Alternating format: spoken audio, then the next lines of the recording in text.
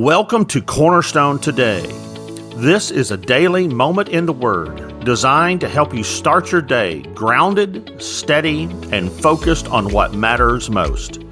Each weekday morning we'll open Scripture together, seeking clarity, strength, and hope for the day ahead. This is about learning to walk with Jesus in real life, right where you are. Let's begin today in the Word. Well, good morning and welcome to Cornerstone Today. It's Matthew Allen. I am so thankful that you've joined us on this Friday morning as we get ready to head into the weekend. We're anticipating a great day of worship here at Cornerstone this Sunday. I hope you can come out and be with us here as we come together and just praise our God and sing and pray and spend time in the Word this coming Lord's Day. I know you'd be benefited and uplifted and encouraged if you came. On Sunday, we usually spend time in our worship service focused on a passage of Scripture that helps our minds prepare for the Lord's Supper. This Sunday, we're going to be in Hebrews chapter 9, verses 13 and 14. And here, this passage reminds us of the power of the sacrifice of Jesus and what it accomplishes for us. The text says, "For if the blood of goats and bulls and the ashes of a young cow, sprinkling those who are defiled, sanctify for the purification of the flesh, how much more will the blood of Christ, who through the eternal Spirit offered himself without blemish to God, cleanse our consciences from dead works, so that we can serve the living God?"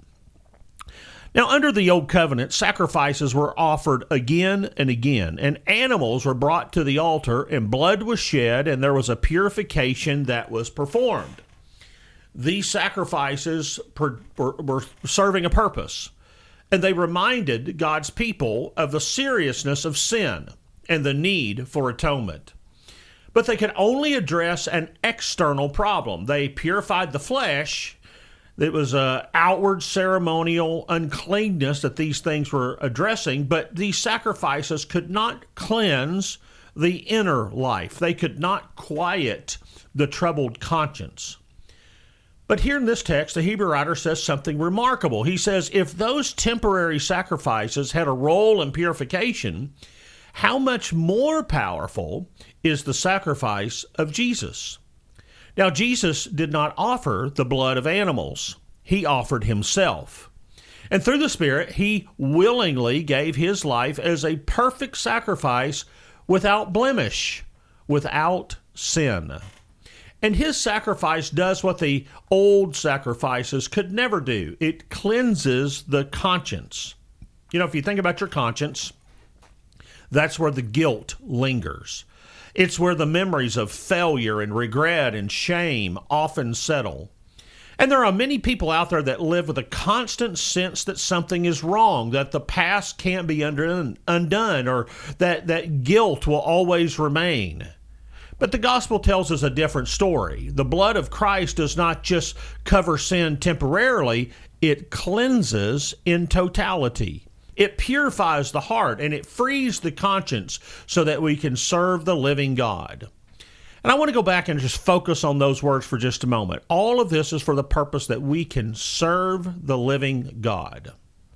So your cleansing did not happen just so you could feel relief. Jesus cleansed you so that you could live differently, freely, joyfully, and devoted to God. And the Lord's Supper reminds us of that cleansing. The bread reminds us that Jesus offered his body without blemish. And the cup reminds us that his blood was shed so that our guilt could be removed. So as we gather around the table this coming Lord's Day, we don't approach it weighed down by the past.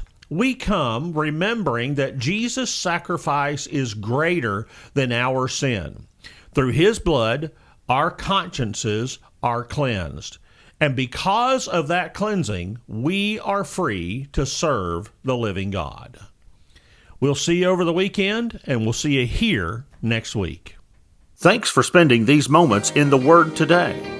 As you go, remember this: faithfulness is built one ordinary day at a time. Keep walking with Jesus. Keep listening, keep trusting.